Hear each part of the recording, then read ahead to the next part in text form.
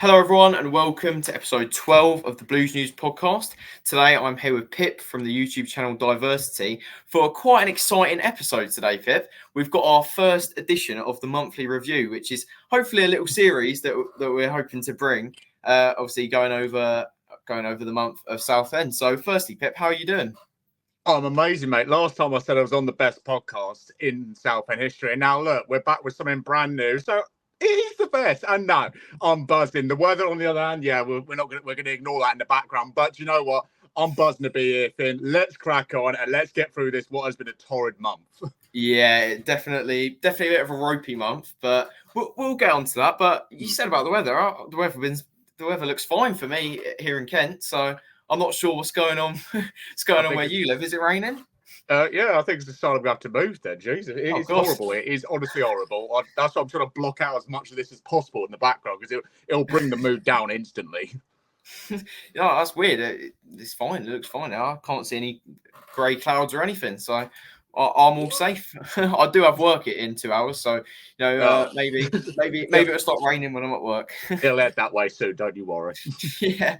So starting off, we'll talk a little bit about the month as a whole. So 8 points from 7 games. Obviously, a few tricky teams in there, but how do you feel about that?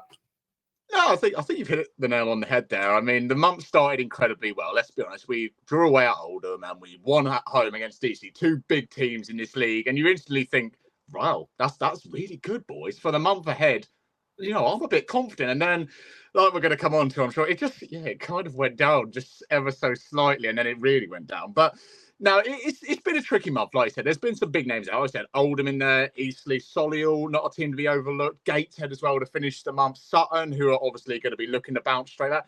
It's not been easy. And I think this month was really a test for us as fans, the players, the manager, just to maybe put us on the map and see where we're going to be. And I think it might have opened some expectations, and maybe halted some expectations. I know at the beginning of September, I was really confident we're going to be firing near the top. And maybe now I'm a bit more held back given the month. But that doesn't mean that it's season over. It's only September. Like, we've got months to go. But no, as a whole, 8 points out of 21. You do look at that and you go a little bit, it's not great on paper, is it? But as I'm sure we'll cover, we lost a great spine that we have in the team, covering defence, mid and attack. We lost crucial players there. So it's been a month of just getting used to new players bedding in, getting used to systems. So I don't know if I could say I could take 8 points, but I'll reluctantly for now take 8 points with the hope of it maybe doubling soon.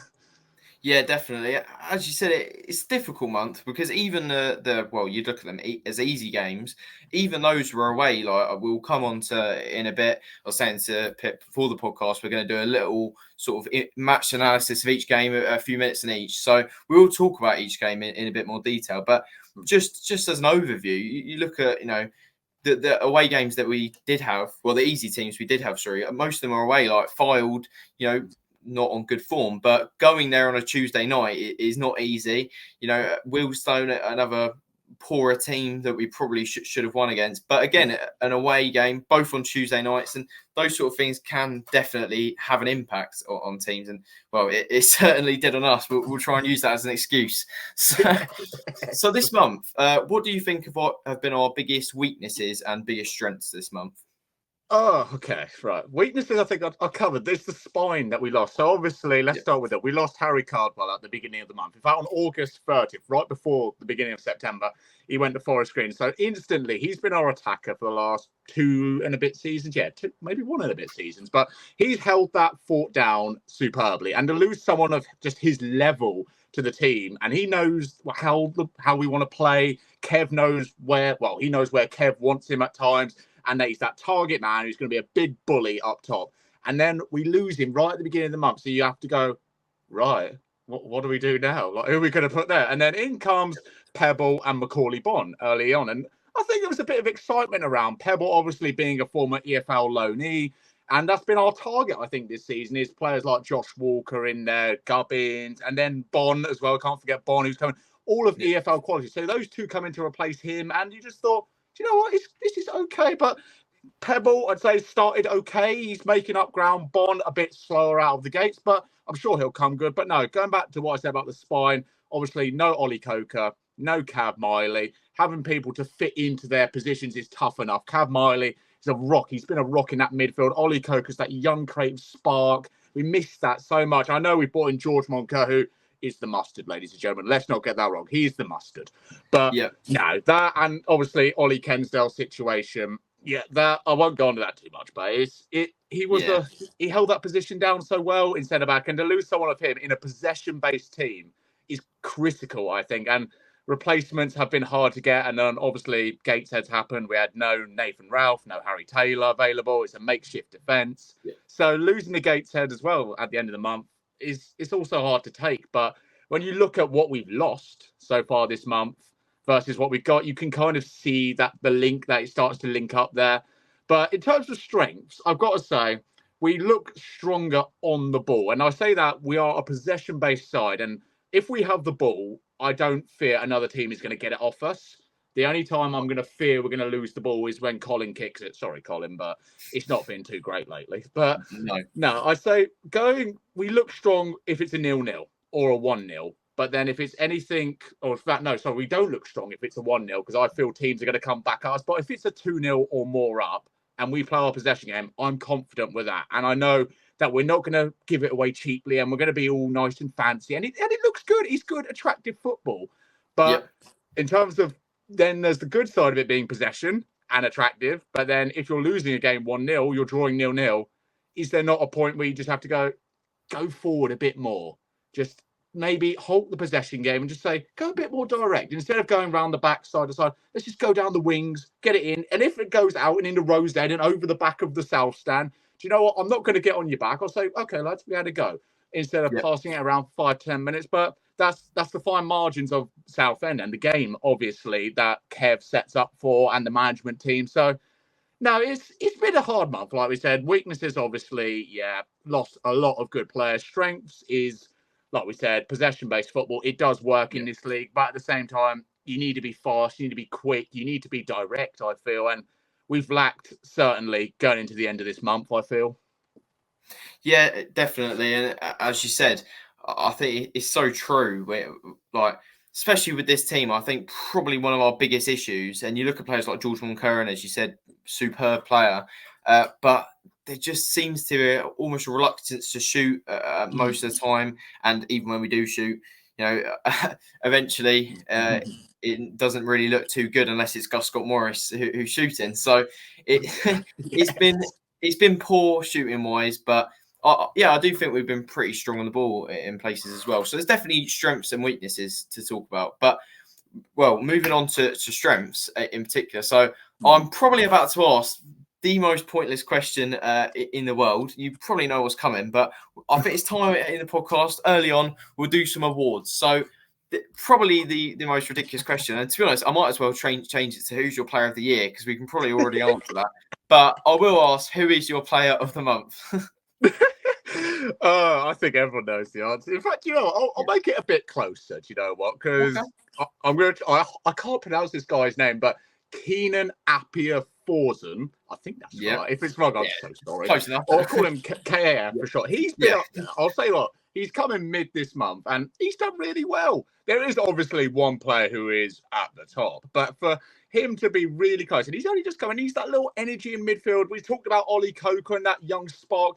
He's come in, Keenan, and he's that little attacking nuisance that we love. And for such a small player, God, he's such a strong lad. I think it was at Wealdstone. He was in a one-on-one with one of their centre-backs. He just breezed past him, and the centre-back just went toppling over. Like, that's what we love to see. But no, I think there's an obvious answer here. It has to be our number 2, our star man, our right wing back, Mr. Gus Scott Morris. He's kept us in it. And like we said, we talked about Cardwell going. If Gus was not here right now, I don't know where our goals would come from, honestly. He has saved us, and I think you're going to cover goal of the month. And there is one goal in particular I'm thinking of, which he had a rocket for. But no, I think everyone who's watching will agree. Gus Scott Morris, you take the award this month. Yeah, 100%. But actually, I do agree with you that number 2 would definitely, for me, be 𝗙𝗚𝗏𝗧𝗏. I think he's been brilliant. And to be honest, I think probably next month, because I think his downside this month has just been that he hasn't played like as much as all the other players, because he's only played. I think he's only properly played about 3 games. Obviously, he's made little appearances off the bench in other games. But to be honest, I think in those 3 games that he played against Gateshead, Wealdstone, and the other one, Solihull, of course, the best one of the lot. Those 3 games, I think probably for me, he was the man of the match in all of those. Definitely for me.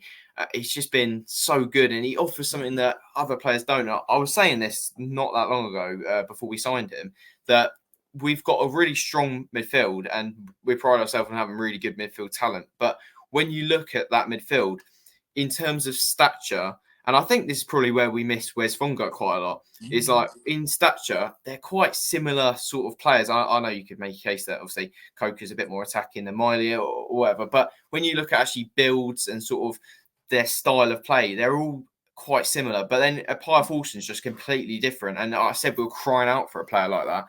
And he just offers something that I don't think 𝗏𝗏𝗏𝗏, Coker, players like that offer. Obviously, they offer different things, but I think definitely for me, he would be number 2. So goal of the month, you already touched it again. Maybe a pointless question again, but I think I'm going to say the same as you, but I'll let you take it away. So number 3, we have Gus Scott-Morrison. Number 2, we have Gus Scott-Morrison. And number 1, that Sutton game especially. I loved that goal from Gus against. Yes, you could say Steve Arnold kind of handed it to us, and he is a shrimper in disguise. But you know what? To hit it from that far out and get it in the corner of the net perfectly was just incredible. So Sutton, Gus Scott-Morris. Again, Gus, you could just open that trophy cabinet and fill it up for all your heart's worth this month. Well, I've got probably a more. Obviously, I agree with that. That goal was brilliant. You could, to be honest, he scored quite a few good goals. But I was saying this earlier in the month that a lot of his goals sort of seem to be quite similar, and defenders must be just getting so fed up with him in that box, because the amount of times a corner comes in and one of our shortest players seems to be the goal scorer, it's ridiculous. And you can see, if you look closely when he's in the box, he's just annoying defenders. They're trying not to foul him. He's moving around, and he just manages to score more goals than pretty much anyone in England at the moment. So it's pretty crazy. Well, this next one's probably a more difficult one. But what has been your favourite moment of the month?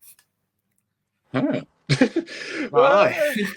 moment? Well, I would say Solihull, but I wasn't there for it. So it takes that game straight out. I'd say there's been moments like away at Oldham to score late on. In fact, no, did we score? I don't know. Oldham scored early on, but they scored late on. Unless your favourite moment was them scoring. Okay, turn it off. I'm gone.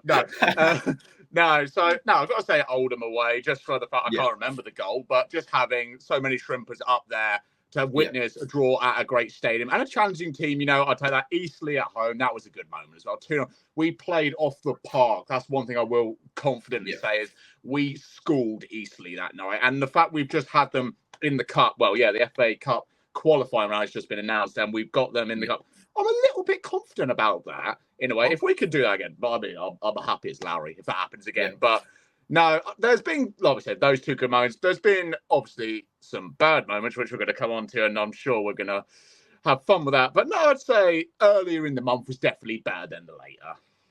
Well, you wouldn't like my answer to that, but it would have to be Solihull for me. There's a brilliant moment, and it was actually my brother's first ever away game. He's actually only been to. I know it's very good luck, but he's only been to 1 home game. He's not really a Southend fan, but my dad couldn't come, so I just thought I'd take my brother, and he somehow agreed to go on that massive trip to Solihull, especially from Kent. And he absolutely loved it. And it was just such a good game, and it absolutely hoofed it down at the end. But it made it all the better. So it was a brilliant day. And bring him every week, mate. If he wins 4-2 again, bring him every week. Well, this is what I'm thinking. I might have to just start saying to him, you don't have a choice. You got to come on the away game. Bring us the luck. So we'll talk about some talking points of the month. So we've touched on it already a little bit, but Ollie Kensdale leaving, obviously we won't talk about the situation and circumstances in which he left, but how much of an impact do you think that will have on our team? Yeah, so Kensdale obviously been one of Kev's first signings. He was one of the first to kind of one of the first to see how Kev wanted to play out. And I think as time's gone on, yes, every player has a mistake in them. We bring this up all the time. That no one's perfect, but Kensdale always used to solidify that midfield. And I feel when we had 𝗦𝗘𝗣𝗧𝗘𝗠𝗕𝗪 there, Kensdale learned so much off of him in how to be a rock at the back and a leader. And Kensdale was a voice. We have to remember that, especially going to the end of this month. I feel we've lacked leaders. Kensdale at the back, you could hear him. He would either be yelling at the strikers to hit it first time, he'd be telling the defence to step up or push back. It was someone who we could rely on almost, and he was just so good. And it's so sad what's happened to him. And yeah, we're not going to talk about the circumstance behind it, but if it was so tricky to say goodbye to him, because if the player's ever in a situation like, you have two sides to it. You either go, yep, get gone, we don't want you, or there's a side to you that goes, actually, he's here for a reason. We should support him and help him. And so getting rid of him, yes, I might say is the right decision, but I hope that he gets the help he needs in the long run, not that he's left out to dry, because I know the situation might have gone bleak with the squad as well. The squad, apparently, I don't want to spread rumours, turned their back on him, sorry. But it's not nice to see. And Kensdale, like you said, he's a big player. He's going to be a miss. He played that possession game so well. And it's sad. It's so sad. But in terms of replacing him, it's going to be tricky, because you've got obviously 𝗦𝗘𝗏𝗧𝗘𝗠𝗕𝗓 in there. You've got Nathan Ralph and Joe Gubbins in there. You've got players like that who could step in there, but it won't be immediate. It will take time to fill boots like Ollie's, I feel, to be that leadership quality, to have that just mindset of how to play. It will take time. But is there a possibility someone could replace him? Yeah, sure. But it will take at least a good couple of games or a good run for someone to get into that mode set and that mind that Ken's always carried into games. Do you think maybe Kensdale's absence? Obviously, we knew how good of a player Harry Taylor and Joe Gubbins, of course, and players like that were. But do you think Kensdale's absence has almost highlighted just how good Harry Taylor is for us? Yeah, that's a good point. No, Harry Taylor, yeah. Obviously, we missed him in that last game versus Gateshead. And Harry, I feel, is that player who will stick with a star striker all night long, and you will not get past him. He's like the glue to any strike. Like McCullum, when he came to Roots Hall with Eastleigh, he did not get a sniff because Taylor kept him quiet. Taylor is just a man who was like a bully. And I've been saying we are crying out for a bully in a defender. But Taylor is that guy. He'll, like we said, he'll stick with you. He'll tackle. He'll win things in the end. For someone who came into us as a natural centre mid, to say he's now a starting centre back is miraculous. And he fills that position so well. You think he's been in that position for so long. I think he trained as a centre back when he was in his youth career and all that. But no, to say, he's really highlighted what we've missed. And to lose, like we said, Kensdale and Taylor and even Ralph in the last game, that's the whole defence from last season. You think who started the final game last season versus Rochdale? It was those three in the back. So it's a completely new defence. So we can't be too harsh on our new defence coming in. But Taylor, Kensdale, Rocks, and then, like we said, lost Ralph, the captain. It's obviously going to lack leadership. It's going to lack bully and fight. So, like we said, it will take time for a defence to get to that level, because Southend's naturally been a better defending side. We had the best defensive record last season, thanks to those three players. So to lose two of them, and even three this weekend, is so hard to deal with for the team and for the management squad. I can't imagine. They must be tearing their hair out saying, like, oh, we don't have him. He's not available, and we've had to get rid of him for reasons. I can't imagine Kev and Darren and Mott, what they go through for that. No, the injuries, we already spoke about the injuries and how many. When you look at it, it's just like, if you take that many players who are pretty much all of the players that are injured would probably even start for us, or at least definitely be on the bench, obviously. And they're all such key players. If you take key players, that many as well, I think it's about 5 or 6 key players. If you take that many out of any team, they're going to struggle. You know, whether it's, well, maybe not Barnet, they probably have about 100 replacements for every player. But for most normal clubs, especially Southend, a club that, you know, we haven't had good squad depth for years because of certain circumstances off the pitch. So when you take that many players out, of course we're going to struggle. But I think it's interesting because we always knew how good of a player Harry Taylor is, but I think he's properly starting to get the recognition he deserves now. Because, you know, I don't know, fans obviously rated him, but I feel like he's now properly getting that recognition on the level of Gus and players like that.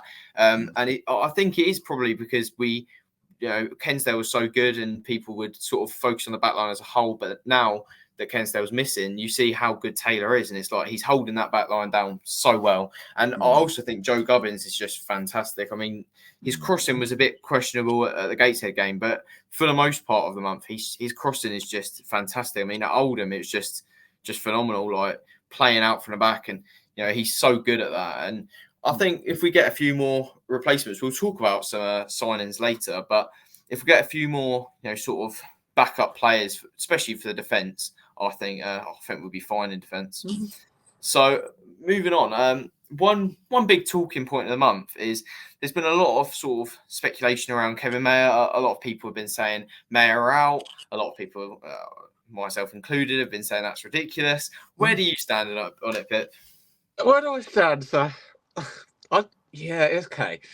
So there's two sides to every story. So we have to start with the obvious. Kevin Mayer I don't think he deserves these calls out. Yes, okay, we can argue there's tactics to the game, and you could argue maybe he's got it wrong once or twice, but no one's great. No one's like going to get it 10 out of 10 every week. Let's just put that there. So Kevin, obviously, I imagine, I don't know dead on heart this, but I imagine he goes in with a gut feeling to a game saying, right, I know we're going to play them.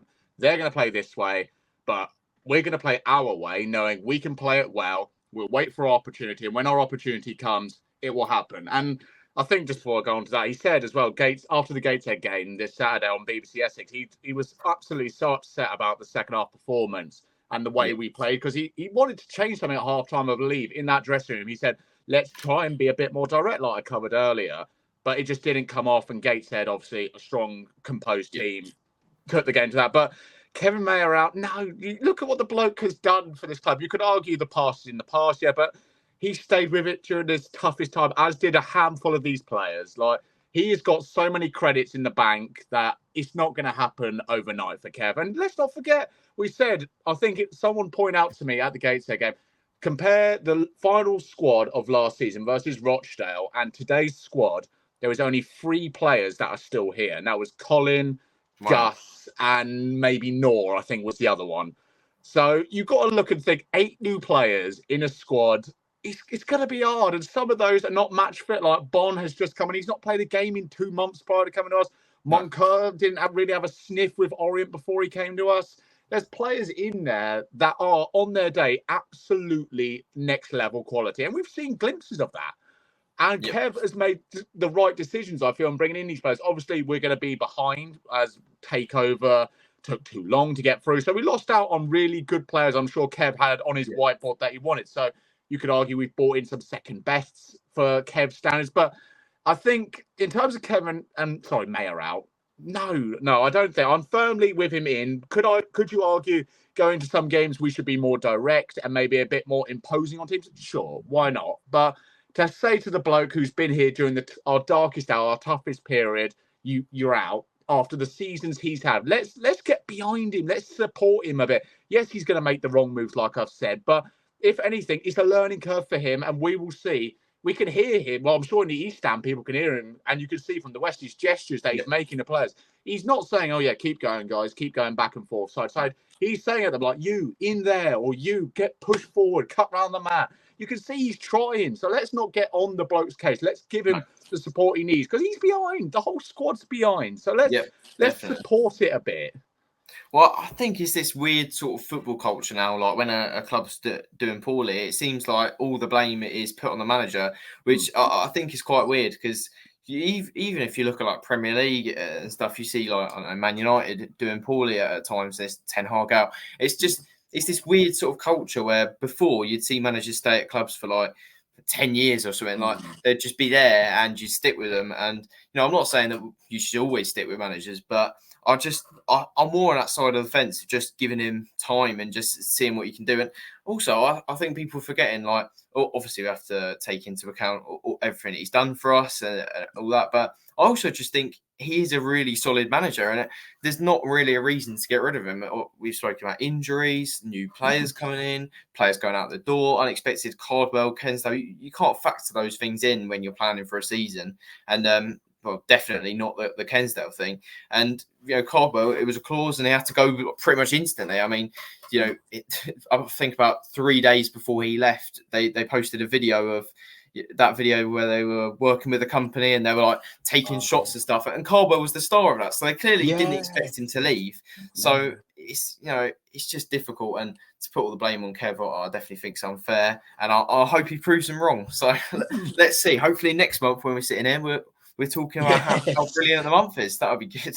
So we spoke about it already a little bit, but obviously some new signings, and because we didn't do a monthly review last month, we can obviously touch on pretty much all the signings we've made. But three that I want to focus on in particular, obviously 𝗦𝗘𝗣𝗧𝗘𝗠𝗕𝗂𝗏, 𝗦𝗘𝗣𝗧𝗑𝗏𝗂𝗧𝗏 and 𝗏𝗏𝗄𝗄. How do you think they've got on? You can go one by one if you want. Sure. So I think I'll start with the best one, which is Keenan. Like you said, he's that different spark we've needed in midfield. And I feel our midfield, compare it to when Kev first came, it doesn't attack as much. It doesn't shoot directly as much. It's more like I touched on, a possession game. So the midfield is just part of the transitions in between defense and attack. So Keenan offers that different role. He's not afraid to dart forward, make a run for someone to play him in. So no, Keenan is the star out of the three, I'd say, to come in. And I think he's on for big things in the future. Pebble, I'm not even going to try and pronounce his first name because that's a horror show to pronounce. No offense, but I'm not going to try it. So Pebble, I think his best game we have to say is versus Solihull. His brace in that was, I wasn't there, obviously. It's sad times, but I heard he was amazing and no one could touch him or get near him. So there is definitely a player in there which I feel we can use and expose. And he's that young kind of centre forward. He doesn't have to carry any weight on his shoulders. He's young. He can go forward. He can be a shadow striker. He can be a bully of a striker. He can, just because he's that young and that he's learning the game. He's still got time to prove himself. Bon, I feel, is the real talking point early on, as I think expectations were high for him coming in, obviously off the back of Caldwell going. You look at that and you think, right, ex-EFL person, he scored tons for Leyton Orient in the National League a few seasons ago. So he's obviously going to be great. And he's come in and obviously he's had a slow start. I think it's very... But playing him, I think this is one of the things Kev got wrong on Saturday, was playing him up top on his own. I don't feel works. No, that was a mistake. I definitely think he's definitely the type of player that needs somebody up front with him, and he wasn't really attacking enough. And we've said that we're marrying, but I do think he's probably got some things wrong this month. But you can't put it all down to him because we said difficult circumstances. I won't go on that again. But I do think that I think his substitutes can be questionable at times. I definitely think there are some times when you think, why are you taking that player off? Why are you bringing on a player? But then you look at Wealdstone and he brought on Walker and he scored an equaliser. So it's not always wrong, but they are difficult. But but back on the signings, of course, I think 𝗦𝗘𝗣𝗧𝗘𝗠𝗕𝗏 has had a slow start. But what do you think about Pebble? Well, Pell, I think he's got time. He's got time. Like we said, he's young. He's going to be. He's not a proven subject. He's not a finished quality striker yet. He's still very, like we said, very young, and he's coming into a squad which I'm sure he's not really accustomed to yet or used to the way that the strikers play for Southend. As we saw when Harry Cardwell first came in, he wasn't firing goals in left, right, and centre. He came in the January. I think he scored 4 or 5 goals that season, and to say Scott Morris, I think he's 4 goals behind him and has joined a season later, is just another miracle on its own. But Pebble, I feel it will take time. It takes time with strikers, and it's the same with Bon. Like, they've both come in, and to fill the boots that Harry Cardwell left there is going to be hard nonetheless. And like we said, Kev might have got it maybe a bit wrong playing Bon up front on his own. I feel Bon's better as just playing off the shoulder of someone, as a little fox in the box kind of player, which is where Pebble could maybe adjust his game, maybe have Pebble as your target. Because Pebble's not a small lad. Let's not get it wrong. He looks like he can stand up to any defender on any day. So maybe it's just a case of move him around a bit, try something new. I mean, Maidenhead's coming up on Saturday, sorry. So maybe it's a time to experiment with things. Don't change the whole system completely. Just maybe let's say, right, Pebble, you be a target forward today. Bon, play off him. Maybe even Bridge, go back to being a 10. Ralph back at 11. Just try some things. Just experiment. And if it all goes down the drain, then we can keep going with these things. Because this is a season, I feel, where promotion would be the aim. But if it's not to be, and we'll tell sooner or later, then let's just try a few things. Bridge at a 10 at the start of the season, I didn't think it was too bad. A lot of people are on his case about it. I know I've got off new signings here completely, but no worries. Let's give Pebble and Bon a bit of time just to settle in. And I feel they'll get there. Bon, especially, he's got a proven goal record. He's going to come good, but let's just give it a bit of time. Like we said, we're coming into Maidenhead, a team that struggled this start of the season. Let's just see. Let's see. Like we said about Kev, he'll prove people wrong. Bon, Pebble, they're there. They're going to be in that line as well of scoring goals, and then we're all going to look at each other and go, damn, we really said that about each other. Yeah, definitely. I think a striker that I'm really excited about, obviously he's been injured, but Josh Walker, I mean, we saw it against Wealdstone, the impact he can have. And I just think he's such an athletic player. Like he's quick, he's strong, and I think probably him and Bon could work really well up top, or him and Pep, or some combination. We've got so many good strikers now, Waldron as well, so many people really overlook. But I think we've got so many good strikers now. It's just sort of about finding the best combination that works. I don't think it's hard to sort of look at it and go, he's the best striker, he's the worst striker out of that four. It's just really about finding two that work really well together. And I'm not really sure what combination that would be really, but hopefully we find it and we don't have to rely on Gus scoring all of our goals soon. So that would be nice. So before the podcast, I asked, I put something out on Twitter, just asking people if there's anything they wanted us to cover for the month. So we've got a couple of questions. Ooh. So one is, are the new owners doing well? Obviously, only been a short time, but would be interesting to hear your thoughts so far. That's from Alex Howard. So what do you think, Pip? Are the owners doing well so far? It's hard not to love the new owners, if I'm honest. No, I mean, you've got to look at the disarray, I think, that was left from what the Ron aftermath of the takeover. I mean, Justin and all the consortium would have said plenty of times, bills that had to be paid off, legacy bills that were in there, the stadium was falling apart, the training ground needed doing up, the squad was on bare strings at that point, it needed tune-up. They've had to invest a lot. And let's be fair, most of that's been before they even come in. And since they've come in, we've seen the community unite. Like, we've had hello, something popped up on my phone there. We've had just the community. We had sponsors coming in that you would have dreamed of. You've just seen general upgrades around the stadium, like more staff on match days. The little bit of grass down by the dugout. Sorry, that looks amazing as well. The clock that works, the scoreboard, just all these things. They're just little things to start with. And Justin covered it recently on another channel. But he said that the short-term aims and the long-term aims have to run parallel to each other. So I don't want to be the bad guy, but I'd like to see some of these longer-term things maybe spoken about a bit more. I know there's the rumour of the fans going back to the North Bank, which would be amazing. The East Stand being rebuilt and done up all corporate style, which would be another big financial thing for the club. A fan zone being introduced, stuff being done to the back of the West. So there's a lot of things in the pipeline, I feel, and as long as they run in unity with each other and we see these little improvements here and there, I'm sure fans are going to be more than happy because most importantly, we've got our club back thanks to these 10 amazing blokes. So to say that if anyone doubts them, I think's really, really wrong. They've saved our club. They dealt with Ron's shenanigans of trying to do a takeover for well over a year. Like I would have gone after 2 minutes of speaking with Ron. I think he would have gone after 2 minutes of speaking to me as well. So no, I think based on what they've done so far, they're amazing. They're so friendly with the people as well. Like, when would you see Ron in a bar before a game talking about football or anything in general? He wouldn't. Never. I love these guys so much. I love them so much. So no, they've been amazing. The future is bright, but we're just in a bit of a rut at the minute. And they know it. We all know it. But let's just enjoy the fact we have a club. We can talk about football on match days. We can talk about results and all. We don't have to talk about court or money or one-up or anything stupid. Let's just enjoy the good times because football's never a straightforward ride, is it? It's always going to be. It's never a straightforward. It's always left, right, up, down, all that. So let's just have some fun. Let's enjoy it as they are, I'm sure.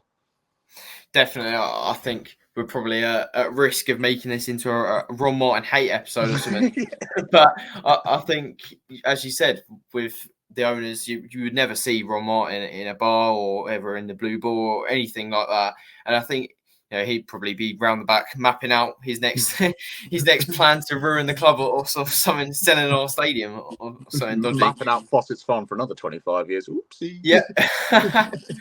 But I think it's definitely definitely on the up, and I think the fan advisory board would be brilliant. I think that's definitely a really good step. So to answer your question, yes, we're very, very happy.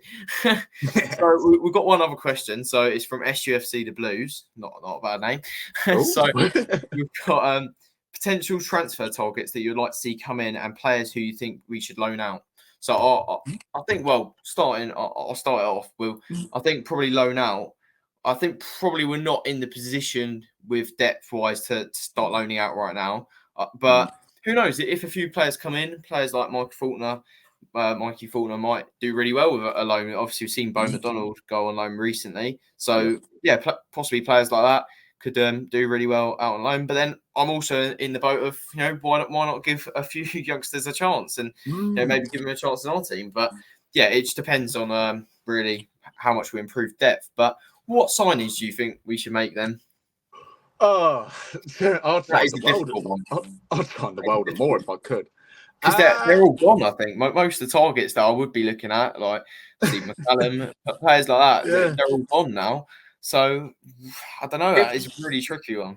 Yeah, it's hard to name direct players, because like you said, it's late in the window now. Teams are not going to look to sell their players now. I feel we're in September. Teams are settling down now, getting ready until really January time or even Christmassy time, even if you want to get a bit early, just to plan ahead. But no, it's hard. But if I had to pick some positions just off the top of my head, I think goalie we've got to look at really in terms of James Hilson. I don't think we've seen anything of him really. I think, is there a possibility he might get something soon? Maybe the way things are going in with our current goalkeeper.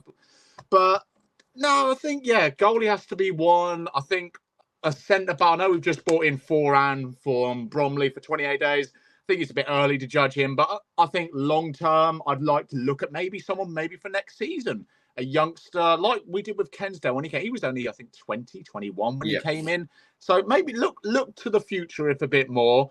No, I think you said it there, Mickey Faulkner as well. I don't know what players like him and Hilson have to do to maybe get a start. I mean, I said a couple of minutes ago, we were talking about experimenting with games coming up because we've got a cup coming up. We've got some teams who are looking a bit more favourable. Let's give them a go. Like Bo obviously went out on loan. I'd like to see players like that, like Faulkner going out just to get that game. Because we saw him pre-season, he was on fire. He's a gem. Jack Wood as well.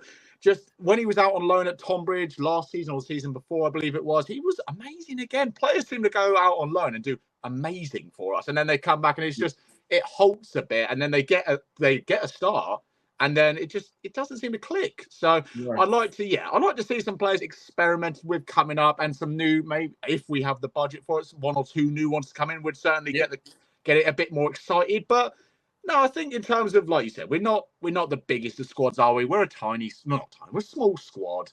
And Kev likes his small squads. I feel it goes back to the days of Steve Tilson when I was just a young lad. My old man used to tell me he only likes having about 20 players in there. And you look at each other and go, really? 20? What if he gets injured? What if he gets a red card? We're done.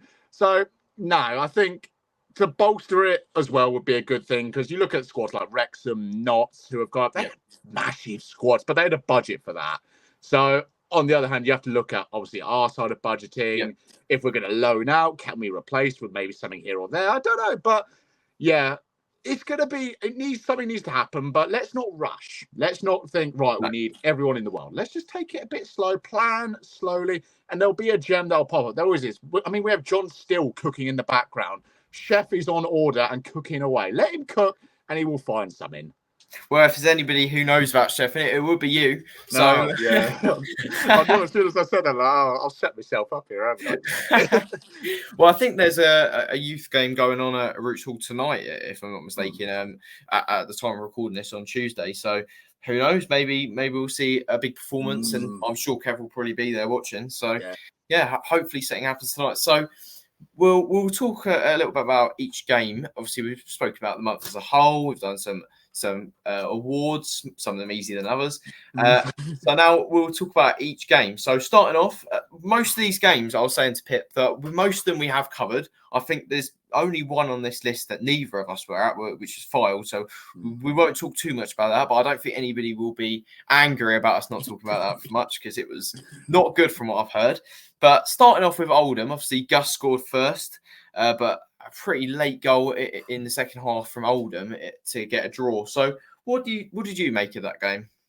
Oh God, I'm gonna have to think way back to this. So no, you covered. I didn't remember earlier who scored. So no, from what I can remember, and it's not too much. I think first off, we were the dominant side. We looked like taking the game to them, and then obviously at that time we still had injuries in the squad. I don't think we had Cav in the squad at that point early on, and we lost Cardwell. So it was obviously players still coming in, transitioning. We dropped off, if I remember rightly, early in the second half, and Oldham used their substitutes with their big squad there, their big money budget, and they got their goal back. And then, but as the game went on, they scored, and I think we ended it on a brighter spell. We looked like the team that wanted it more than Oldham, and I think that was credit to Kev. And that's a bit of praise I will say to him, is that if we are drawing, he won't just throw in the towel and say, right, everyone at the back defend.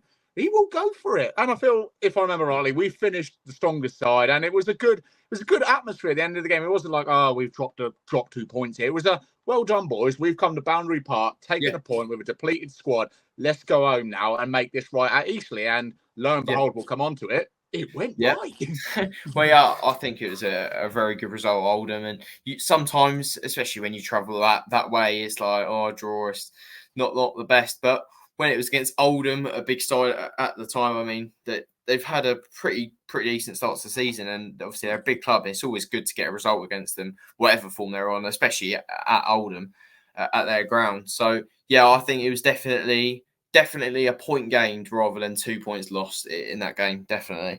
And obviously Gus scoring again, which is just ridiculous. But so going on to the Eastleigh game, I couldn't make this game, so I'll let you take this one completely away.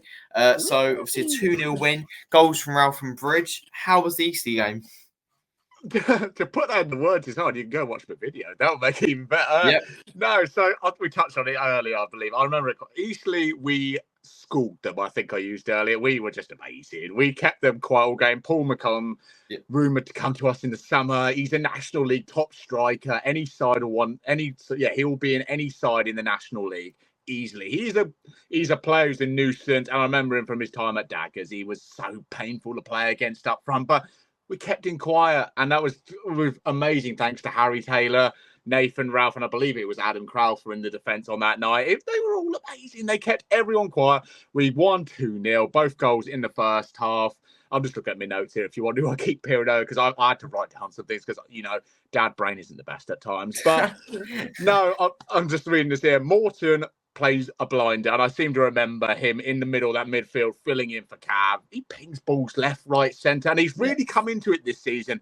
Like, I think fans have touched on it. You can't play him and Miley side by side, but individually on their own, they're amazing. And James really filled that role. I think he won man of the match as well on that Eastleigh game. So to sum it up, amazing. Best result of the month. Maybe, well, for me, because I didn't see Solihull, but no, amazing. We schooled them and looked amazing at the same time. And check out the video because that will do it even better than me. Well, I'll definitely leave that down below. So one that people may not want to watch too much. We'll move on to Sutton. Obviously, a 3-1 win. Probably one of the most disappointing. I would say probably the most disappointing result, other than the Fylde game, probably of the month. 3-1 at home. Really not a good performance. It was a pretty average Sutton side. I didn't really see anything in that Sutton side that made me think, wow, they're brilliant here. It's just really, we weren't necessarily awful, but it was just poor, boring, not much passion. Very similar to the Gateshead game, really, in terms of lack of fight, lack of determination. It's been a really up and down month. Really weird because you look at Oldham, we're thinking, loads of passion. At Eastleigh, we're thinking loads of passion and determination. Sutton, none. Fylde, not much at all from what I'm hearing. Solihull, loads. Wealdstone, a little bit. So it's and obviously Gateshead, none at all. So it's a very weird month. But Sutton, what did you make of the Sutton game? Oh, dear me. I think it was a game of really two halves. I mean, I remember the Gus goal superbly well. Steve, gotta love you, Steve Arnold. Thank you for the goal, by the way, mate. Gives it to Gus on the plate. Gus does the business from about 35, 40 yards out. Bang, in it goes. Like, And then we're going in at half-time thinking, we're so good here. We're just amazing. We're going to win this 6-0, and we lose 3-1. Yeah. No, Southend, I've labelled it here, actually, on my piece of paper. I feel they're the new Boreham Wood of this National League. They're that team that will just waste time, bully, hit you on a counter, and it works. It works so well in this league, and I loved it when Boreham Wood got relegated, because I thought, yes, that's it. They're gone. No more of this rubbish ball out of play. We're going to play proper football, and Sutton just had to pick it up, didn't they? No, they played really well National League football. And I'll call it National League football because it is. It's just taking your chances when they come to you. And it worked. And they ran out winners. And I think they were on the back-to-back 3-0 losses coming into that game. And they come to us and win 3-1. So they had a purpose. They had a fight in them. And I think, we're too confident, obviously, coming off the back of 2 great results. So Sutton was really the start of the downfall. And I've also put it was Colin's first bad game with his distribution of the month. Yeah, definitely with Colin. It's a difficult one because I really like Colin. I think he's a brilliant player, but he does need to work out distribution. I didn't think it was too bad the other day against Gateshead. And there have been games where I didn't think it was awful, but you know, it's definitely an issue, and I think it was an issue against Barnet, if I remember as well. So, obviously last month. So it's definitely an issue there, but as you said, I didn't see much in Sutton. They just looked like a team that wanted it more.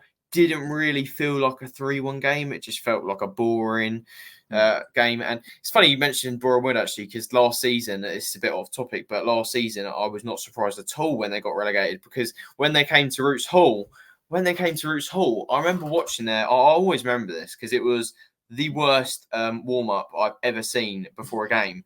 And seriously, it was just like, if Southend had done that, I would have been livid, because they were just messing around and just kicking the ball and like laughing. It was just like, and they were like bottom of the league at this point. It was just crazy. And yeah, it's not a surprise that, and it happens to teams when they lose motivation and that sort of want to do well. It definitely has an impact. So you just hope that sort of doesn't happen with Southend, because a lot of these games, I do think it's been more of a case of, obviously, putting everything aside, I do think a lot of these games have been a case of they've just wanted it more than us. And that's happening too much at the moment, I think. And it's happening quite often. And it's a little bit concerning.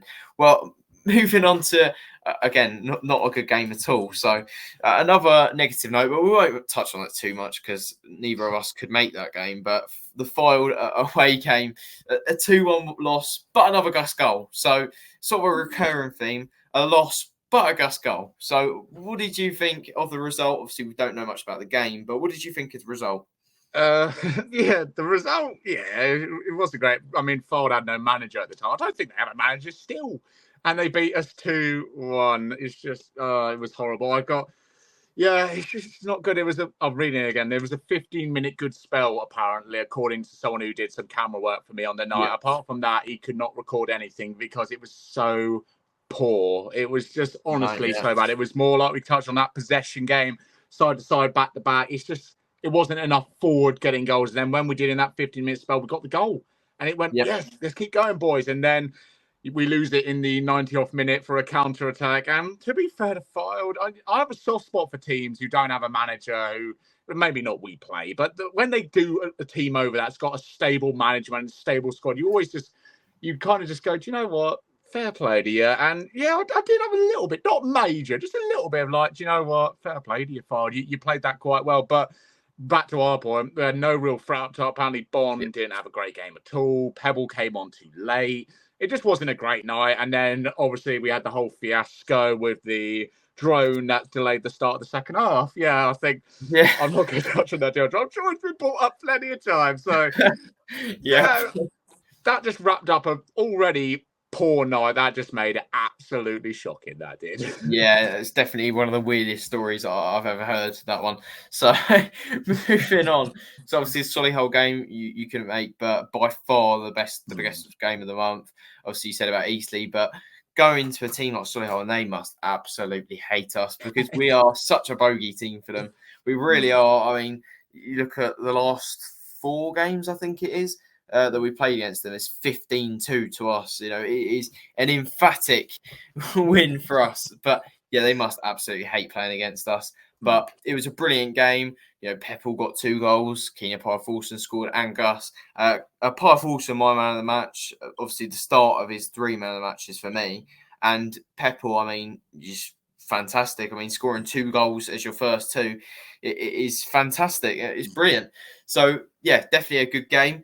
One that was, not too bad, but it's one of those games. It was okay. It was a nice day out. But Wealdstone away, actually the first time that I featured in one of your vlogs. So obviously a good day because of that. But was it a good day on the pitch? What do you think? No. Really, it wasn't one. Just no.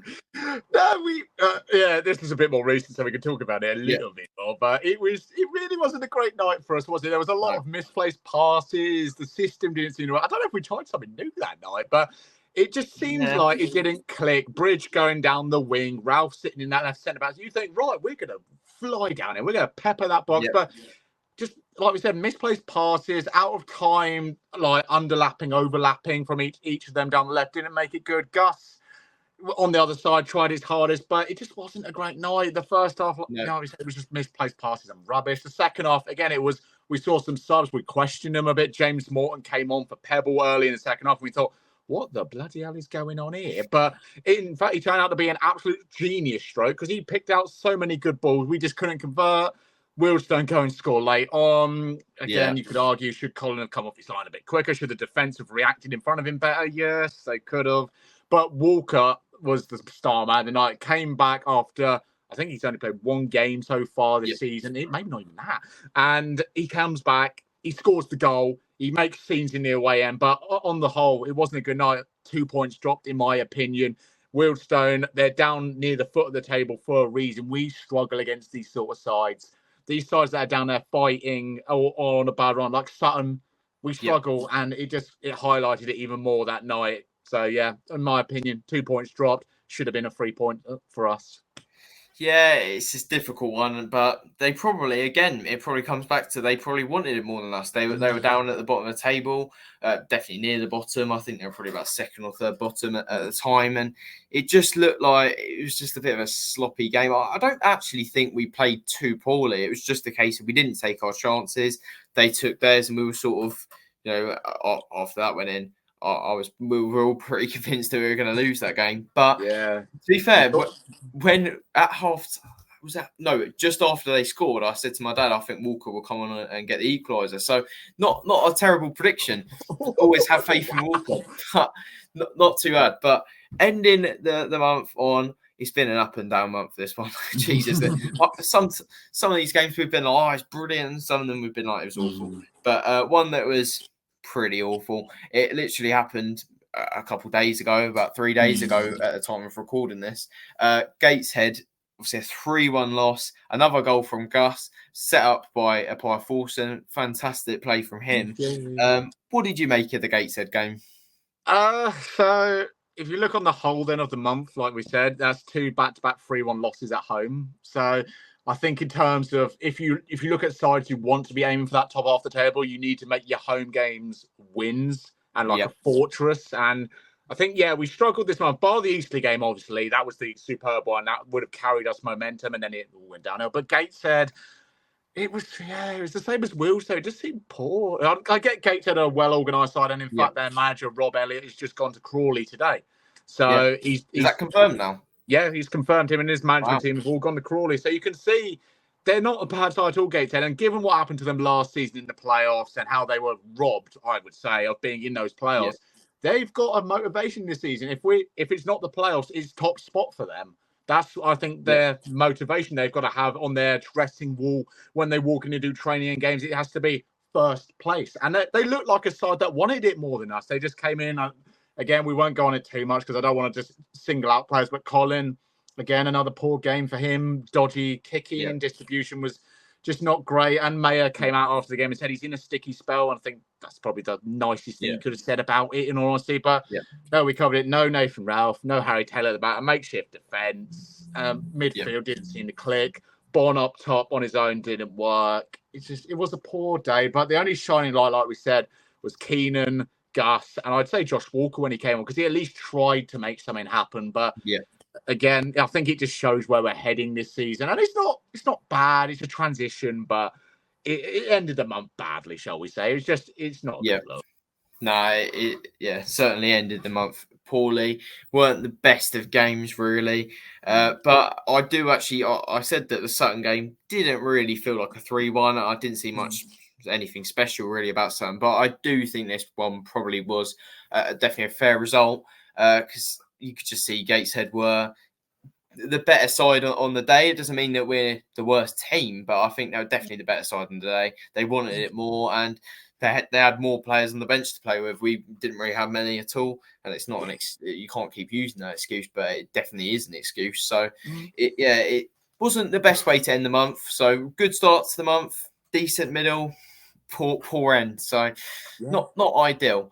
But we'll move on to. I've got a little quiz. I was saying to Diversity before the podcast. We've got a little quiz, 5 questions, which will test his knowledge on the month. Some are easier than others, but 2 of them are a bit short in the dark. But we'll get on to that. But before a little prediction. So we've got 4 months. 4 games next month in the league. Obviously, we've got the cup game as well, but I think we've got Maidenhead, Rochdale, Tamworth, and Aldershot. I think, unless I'm missing one. So we've got 4 games there. How many points do you think we're getting from that? Oh, okay. We'll come back to this and see if we get it right as well. I think because it's the first time I'm going to do this, I'm going to go big and go home, and I'm going to say 10 points, I reckon. So 3 wins and a draw, I reckon. I think the draw will come against Rochdale, I reckon. But in the cup game, screw it, win. Well, I think we're going to really turn the month around, and Kev's going to go at the end of the month. He's going to turn around, stand in front of the East Stand, and just hold his hands out like an Mbappe or Bellingham. So just go, and what? No, I honestly. I think it'll be a good month. Not a bad prediction at all. I think I'm going to go with. I think we'll get a win against Tamworth and Maidenhead, but I think it might be 2 draws away from home. There could be a win in that, but I think Rochdale and Aldershot are pretty tough. But actually, Aldershot are not looking that good at the moment. So you know what? I'm going to go with 10 as well. Yes, I'm convinced him. Yes. I thought about it. I was like, should I? But I guess that's boring, but I do think probably 10 is definitely what we should be aiming for at least. Yeah, it could even be 12, but let's see. So going on, we'll wrap up the podcast with a nice little quiz. So we'll do one of these each month. We'll see which month you knew the best. So starting off should be nice and easy. We've been speaking about the game. Who scored Southend's first goal of the month? Gus Scott Morris. I had to think about that then. Yes, Gus. That is correct. It was Gus Scott Morris against Oldham. Very nice. So maybe a little bit trickier, but fairly easy still. So Gus Scott Morris, obviously our top goal scorer of the month. I couldn't ask you who was top goal scorer of the month. That would be purely wasting people's time. So I have to ask who. So obviously he got 4 goals this month. So actually. Pretty now it's 5. I wrote it quite a while ago. It's pretty 5 now. But who was in second? Pebble with 2. Pebble with 2. It was, and he scored them both in the same game. Which, possibly I'm rubbish at quizzes, and now you're throwing me on the spot. Okay, we're 2 for 1. Okay, number 3 again. Not too tricky, but you can definitely work it out. So, who got the most yellow cards this month? Bloody hell. Who got the most yellow cards? I'm going to go just pure logical because he was it Nathan Ralph? It was Nathan Ralph. Logical fails. I believe he got about 3. I think. I can't remember exactly what stat was. I think it was about that. He got quite a few this month. But so... We've got 2 shot in the dark questions. I'm not expecting you to get this bang on because that would be quite weird if you did. But a bit of fun and hopefully a bit of a challenge. So, firstly, how many miles? So this is basing it not from our houses because that would be a lot more. But how many miles from Root Hall to the opposition's ground and back have Southend done for away games this season? But I'll be fair. I'll give you to the nearest 25. Oh my god. Okay, let's just So home games. You had 3 home games. I'm only looking at the games you played. I don't have miles on this piece of paper. I promise you. Only including away games. So we have Oldham, Fylde, Solihull, Wealdstone. Okay. Yeah. Let's be exact then. 926. Ooh. You know what? Funny enough, before this podcast, I actually did this with my dad, and I let him have a go at it, and he said 900 and I think he said 925 as well. And the answer I had then, don't get too excited, but the answer I had then was 950. So close. However, that was before adding on the Fylde game. so it was a grand total. Well done if anyone got this at home. But it was 1,489 miles. Wow. It was pretty high. And to wrap up the quiz, a little bit of fun at the end of the podcast. Hope everyone has enjoyed. So what has been at Roots Hall, the average home attendance? So we'll go nearest 100. Average home attendance, okay, so it would have been better for Eastleigh. Certainly would have been good as well. Gateshead would average, the nearest 100. Oh, I don't want to undermine it, but I don't want to overdo it. I think I'll go safe, but I think I could be drastic. I want to say 7. Bang on 7. Okay, bang on 7. You're a little bit off. Yeah, and you're not quite in the 100, but not too far off. It is 6,791. Okay, do you know what? That's not too far off. Only about 200 off. I'll take that. You know, I'm not too bad. Well, there you go. Not a bad end to the podcast. So I hope everyone has enjoyed. I have certainly enjoyed it. Have you enjoyed it, Pip? Oh, mate, we've been here for an hour. We've talked about Southend. What's not to love? I love this sort of stuff. So, people, if you made it to the end, fair play to you. You've managed to deal with me, and that's how things amazing. Though you got to listen to it all the time. So, thank you very much. I'm just amazing. We'll be back again. I'm sure plenty more times, and hopefully these 10 points are on the cards, boys. Let's hope so. We both said 10 points. Everyone, leave how many points you think we're going to get this month down below. Maybe it's more than 10. Maybe it's less. But we'll have to see. But yeah, a month of up and downs. I hope we've pretty much covered everything that happened this month. I can't think of many other things that we haven't covered. So I hope everyone has enjoyed. Obviously, I'll leave Pip's links below. So everyone wants to go and check him out. Obviously, the Football Content Awards are approaching, and we're hoping for a big win. So everyone go and vote. Look at it. We're going for a gold this time. Yeah, we are. They will take every single one. But hey, if you feel like it, you know where to head. Yep, I'll leave the voting link below as well, so everyone can go and vote as well. So is there anything you want to say before I end the podcast? I think it's only fitting I do my sort of thing. So thank you very much for watching, people. Hope you've enjoyed this video. If you have, make sure you leave a like, a comment, a share down below. And if you want to visit me while you're there, visit. But make sure you're subscribing to Finn. Come on, people. He's a legend. Come on, look at the work he's doing. But as always, people, peace. Perfect. Well, thank you very, very much for coming on, Pip. It's been very long, but it's been very good. So I've definitely enjoyed it. If anybody has made it this far, then you're a saint. So yeah, thank you everyone for watching. I'll see you all on the next one. I think probably the one after this. There's one coming out tomorrow when I post this tomorrow with Maidenhead fans. So that'll be the next podcast. I actually filmed that yesterday, so bit confusing, but yeah. So the Maidenhead podcast will be out, obviously, at the time of posting tomorrow, and I'll see you all on the next one.